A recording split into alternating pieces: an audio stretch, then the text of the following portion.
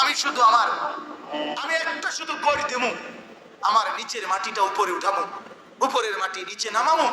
শুধু ওই লোকটা যেরকম বিছনায় এপাশ ওপাশ করে, আমি আমার জমিনটাকে একটু এপাশ ওপাশ করবো। আমার নিচের মাটি তুলবো, উপরের মাটি নিচে নামাবো। আল্লাহ, এরে নিয়া আমি শুধু একটা উল্টানি দিতে চাই, তুমি আমার অনুমতি দাও। রব্বুল আলামিন তখন বলে ওই জমিনকে, না তুই এমন করিস না, ও যে আমার বান্দা। ওরে না, আমি বানাইছি, আমি বানাইছি, আরে আমি বানাইছি, আরে আমি বানাইছি। এই জমিন আমি কায়নাত আমার হুকুম দিয়ে বানাইছি, আর পরে আমি হাত দিয়ে বানাইছি, আমার হাতে বানাইছি।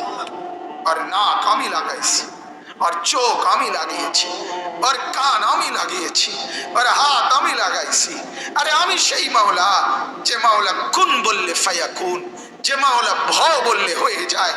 আরে বানাইতে এভাবে করি নাই, 9 মাস পরে আর মায়ের পেটে রাইখা আমি নিজের হাতে ড্রয়িং করছি, নিজের হাতে। একবার নাক লাগাই 100 বার দেখছি, ঠিক মতো হয়েছিনি।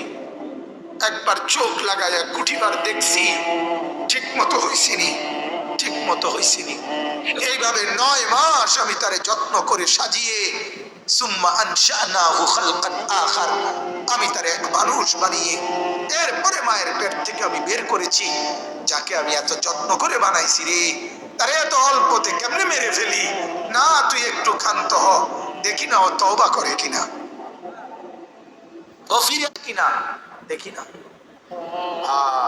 পাকিস্তানের হযরত মাওলানা সৈয়দ আব্দুল মজিদ নদীম সাহেব রহমতুল্লাহ আলাইহি বলতেন যে এক ভেগে যাওয়া সন্তান মাকে ত্যাগ করে, বাবাকে ত্যাগ করে যেই সন্তান চলে গেছিল, 4 বছর পরে, 10 বছর পরে, 10 বছর পরে সেই সন্তান যদি মার কাছে ফিরে আসে আর চোখের পানি ছেড়ে দিয়া বলে, মা মাফ করে দাও, আমি ভুল করে ফেলছি, সৈয়দ আব্দুল মজিদ নদীম সাহেব বলতেন যে ওই মা ওই সন্তানকে মাফ করতে যতদূর দেরি করবে, 90 বছরের ভেগে যাওয়া বান্দা আল্লাহর নাফরমানি করার পরেও 90 বছর পরে যদি একত্রে একদিন এক রাত গভীরে আল্লাহর কাছে চোখের পানি একবার ছেড়ে দেয়, আল্লাহ তাআলা ওই মার আগে রব্বুল আলামিন তাকে মাফ করে দেন।